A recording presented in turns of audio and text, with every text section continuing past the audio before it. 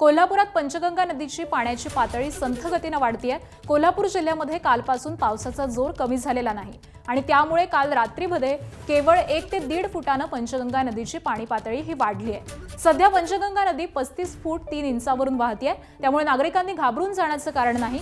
कोल्हापूर, सांगली आणि बेळगाव जिल्हा प्रशासन या तिन्ही जिल्ह्यांमधील पाण्याच्या पातळीवरती लक्ष ठेवून आहे। कोल्हापूरच्या पंचगंगा नदीवरूनच आढावा घेतलाय आमचे प्रतिनिधी विजय केसरकर यांनी।